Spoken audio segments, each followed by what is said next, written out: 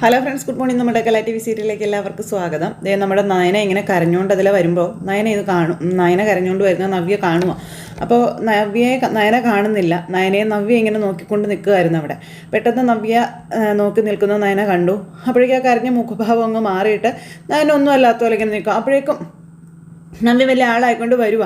എന്നിട്ട് എന്തായടി ഇപ്പോൾ നിൻ്റെ ഭർത്താവ് ജയിലിലായപ്പോൾ നിനക്ക് സങ്കടം വരുന്നുണ്ടോടി എന്നും ചോദിക്കുമ്പം ആദർശേട്ടൻ നിരപരാധിയാ, അതിൻ്റെ സങ്കടം എനിക്കുണ്ട് എന്ന് നയന പറഞ്ഞു. അതെ, അയാൾ നിരപരാധിയൊന്നുമല്ല. അഭിയേക്കാളും മുന്നേ ജയിലിൽ കിടക്കേണ്ടതേ അയാൾ തന്നെയാണെന്ന് നവ്യയുടെ വലിയ വാദം നയനയുടെ മുന്നിൽ. അപ്പോഴാണ് അനി അങ്ങോട്ടേക്ക് കയറി വരുന്നത്. അപ്പോൾ ഈ സംസാരം അനി കേൾക്കുക.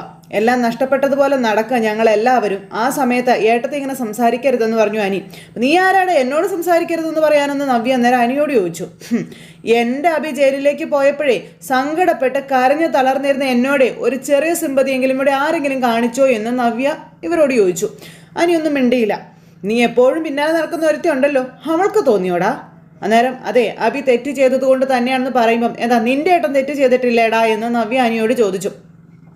ആദർശേട്ടനെ ഒരു തെറ്റും ചെയ്തിട്ടില്ല. ഈ കുടുംബത്തിന് വേണ്ടി മറ്റു പലർക്കും വേണ്ടി ത്യാഗം സഹിച്ചിട്ടേ ഉള്ളൂ എന്ന് നവ്യയോട് പറയും. എന്ത് ത്യാഗം? അനഘ എന്ന പെൺകുട്ടിയെ റിക്കവറായി വന്നു കഴിഞ്ഞാലുണ്ടല്ലോ അയാളുടെ കരണത്തടിക്കുമെന്ന് ഈ നവ്യ പറയാം.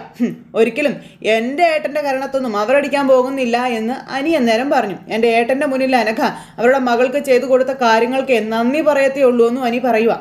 ഏട്ടന് മുന്നിലെ തൊഴുതുകൊണ്ട് അവർ നിൽക്കത്തേ ഉള്ളൂ എന്നും പറഞ്ഞു. അന്നേരം അനി, എനിക്ക് ആരോടും തർക്കിക്കാനൊന്നും വയ്യ, നീ ഒന്നിനും പോകണ്ടെന്ന് നയന പറയുവാണ്. ആദർശേട്ടൻ്റെ ഭാഗത്തെ തെറ്റിനെക്കുറിച്ചും ശരിയെക്കുറിച്ചും എനിക്ക് പറയാനും വയ്യ.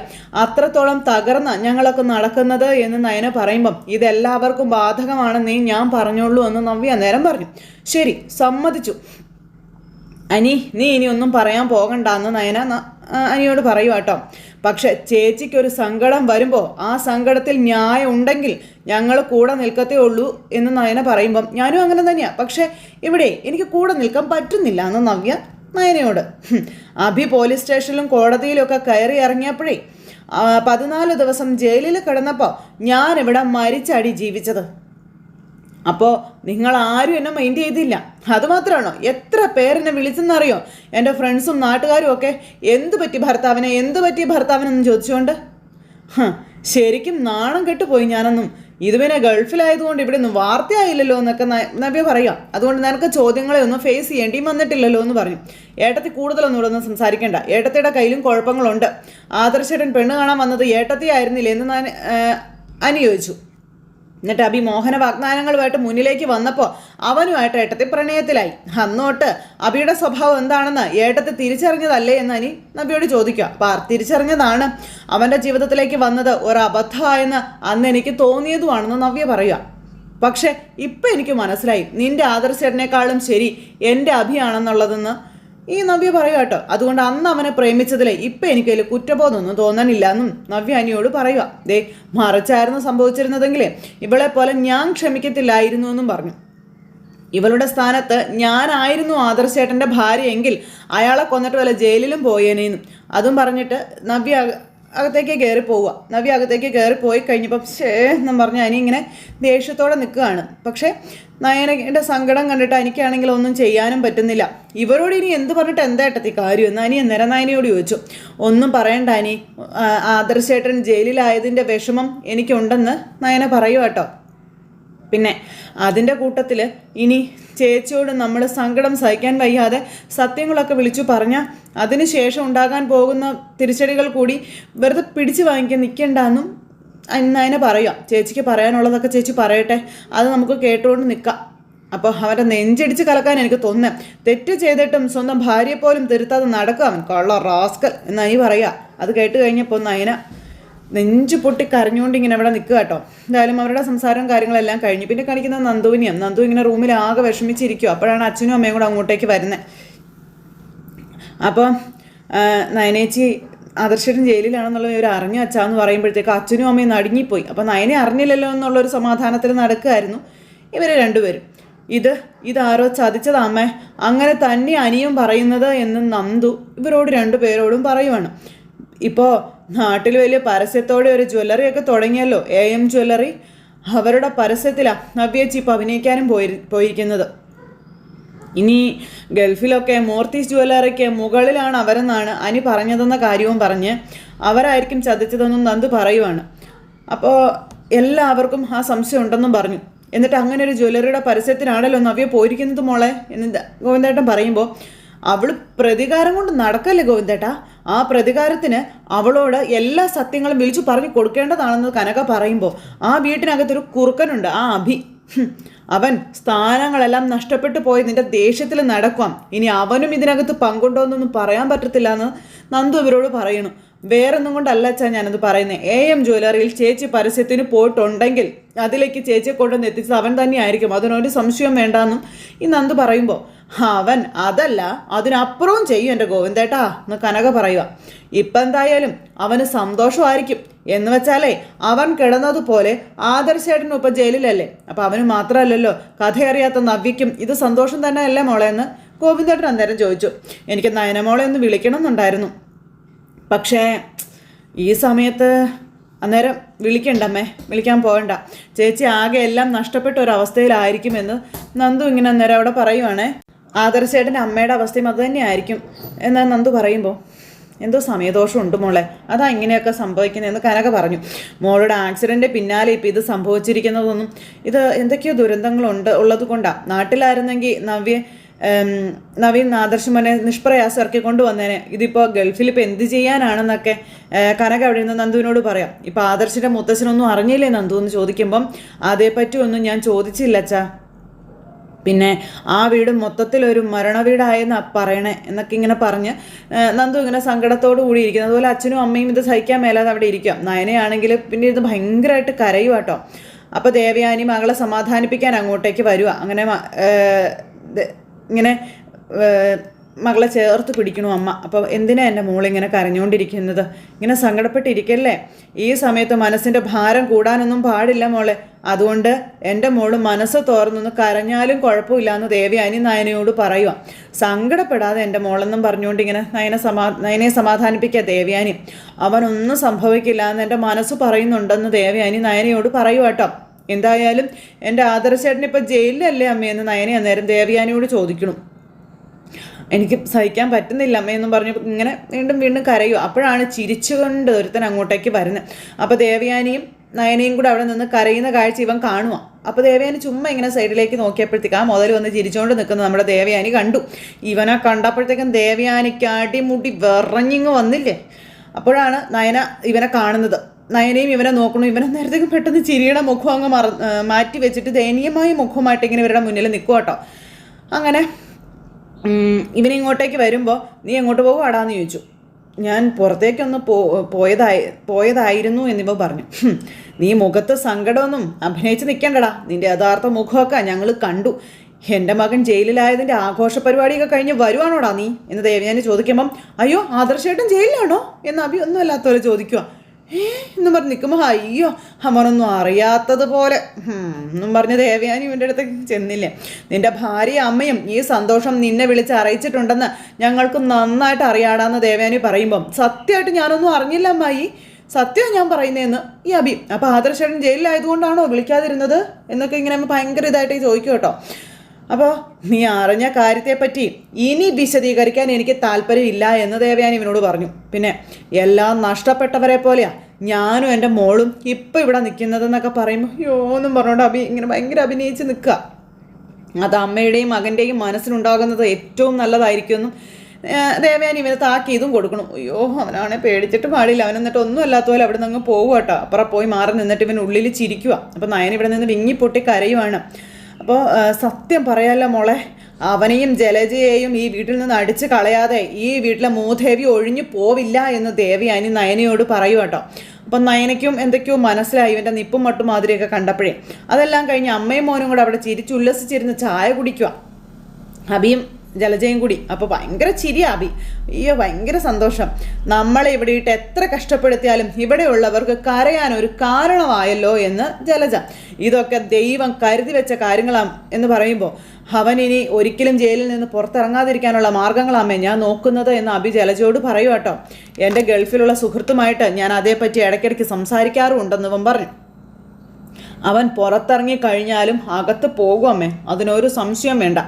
അങ്ങനെ ഒരു കുരുക്കില ഇപ്പൊ ദേ അവൻ വന്ന് പെട്ടിരിക്കുന്നത് പറയുമ്പം അത് വേണടാ, അങ്ങനെ തന്നെ വേണമെന്ന് ജലജമ്മവനോട് പറഞ്ഞു കൊടുക്കുക കേട്ടോ.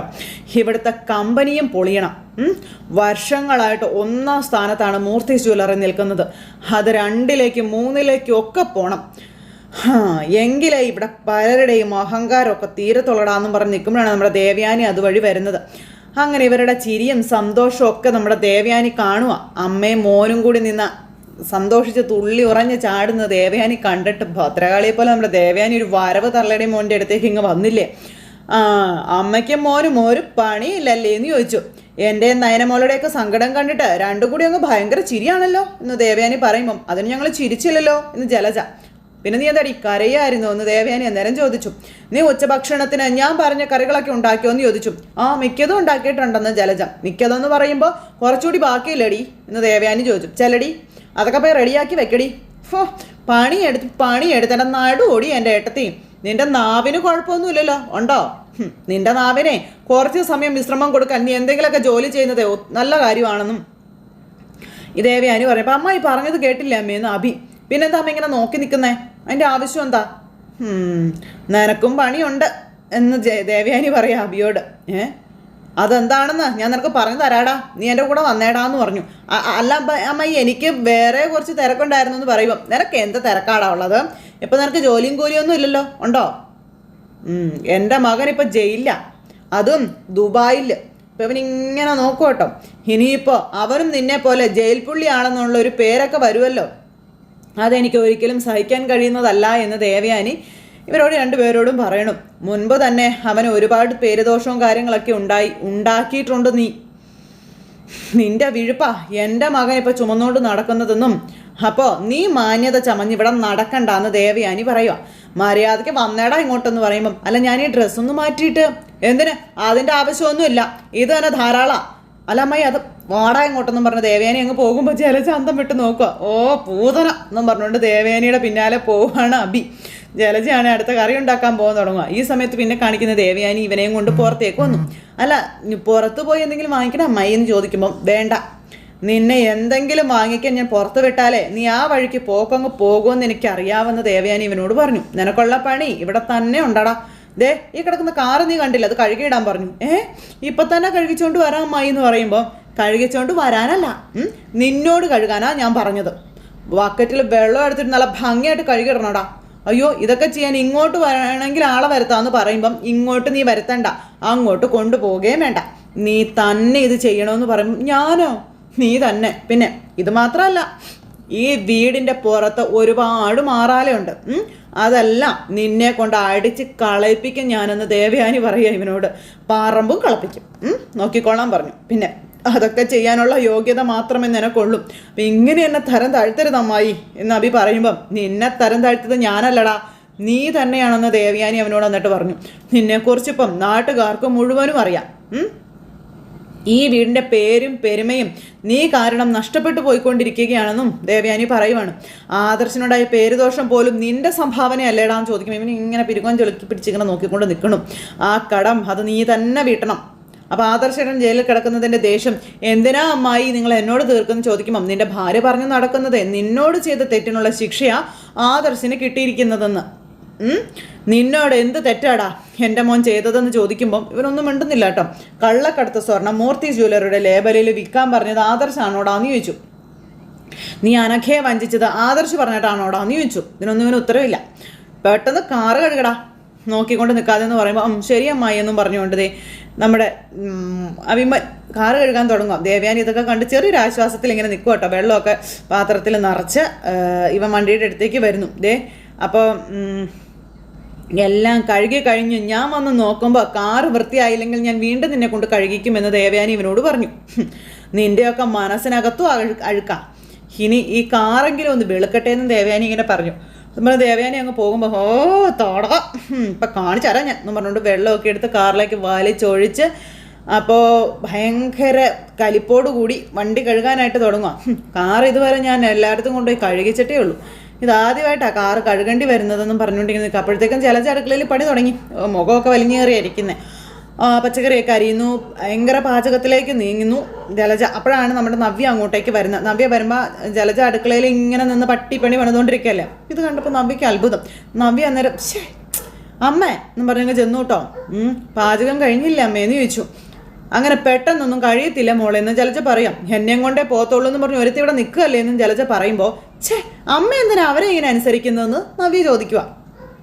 ജോലിയും കൂലിയും ഒന്നും ഇല്ലല്ലോ എൻ്റെ മോന്. ഇനിയിപ്പോൾ വീട്ടിൽ നിന്നും കൂടെ പുറത്താവാതിരിക്കാൻ ഇതൊക്കെ ചെയ്തല്ലേ പറ്റുള്ളൂ എന്ന് ജലജ അന്നേരം നവ്യയോട് പറയുക. അവളുടെ മോൻ ജയിലിലായതിൻ്റെ ദേഷ്യത്തിലാണ് അവളിപ്പോൾ. അതുകൊണ്ട് ഇതല്ല, ഇതിനപ്പുറം എന്നെക്കൊണ്ട് അവൾ ചെയ്യിക്കും എന്നും പറഞ്ഞ് പറയുകയും ചെയ്തു. ഇനിയിപ്പോൾ ആദർശിന് പുറത്തിറങ്ങാൻ പറ്റത്തില്ലെന്നാണല്ലോ അഭി പറയുന്നതെന്നൊക്കെ ജലജ.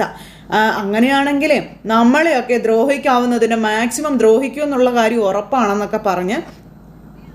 അമ്മയും അബിയെയും ദ്രോഹിക്കുമായിരിക്കും, പക്ഷെ എൻ്റെ അടുത്തത് നടക്കത്തില്ല കേട്ടോ എന്ന് നവ്യ പറയാം. ഇവിടെ പലരും പറഞ്ഞല്ലോ ഞാൻ മോഡലായിട്ട് പോവരുതെന്ന്. എന്നിട്ട് പോവാതിരുന്നോ? ഞാൻ ചെയ്യാതിരുന്നോ? ഞാൻ എന്തായാലും തളയ്ക്കപ്പെടാൻ ആഗ്രഹിക്കുന്നില്ല എന്ന് പറഞ്ഞുകൊണ്ട് നവ്യ. അപ്പോൾ മോൾ അങ്ങനെ തന്നെ പോയാൽ മതിയെന്നേ, പക്ഷേ തൽക്കാലം ഞങ്ങൾക്ക് കീഴടങ്ങി കൊടുക്കാതിരിക്കാനേ നിവർത്തിയില്ല മോളെ എന്നും ജലജ അതേ നാവുകൊണ്ട് പറയുന്നു. അബി എന്തിയാ അമ്മ എന്ന് ചോദിക്കുമ്പോഴേക്കും അവൻ പുറത്തുണ്ടെന്ന് പറഞ്ഞുകൊണ്ട് ദേവയാനി ഇവരുടെ സംസാരം കേട്ട് അങ്ങോട്ടേക്ക് വരിക.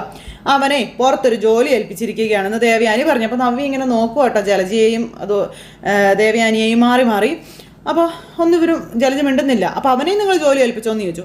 ഏൽപ്പിച്ചു. അവൻ മേലനങ്ങാതെ ചുമ്മാ ഭക്ഷണം കഴിച്ച് നടക്കുമല്ലേ, അപ്പോൾ ശരീരമൊക്കെ ഒന്ന് അനങ്ങട്ടെ എന്ന് കരുതിയെന്നും പറഞ്ഞുകൊണ്ട് നമ്മുടെ ദേവയാനി നവ്യയോട് പറഞ്ഞു. അപ്പോൾ ജലജയ്ക്ക് ഭയങ്കര ദേഷ്യം. അവനിപ്പോൾ പുറത്തൊന്ന് കാറ് കഴുകുകയാണെന്ന് പറയുമ്പോൾ കാറ് കഴുകുന്നോ? എന്താ അതത്ര മോശം കാര്യമാണോ?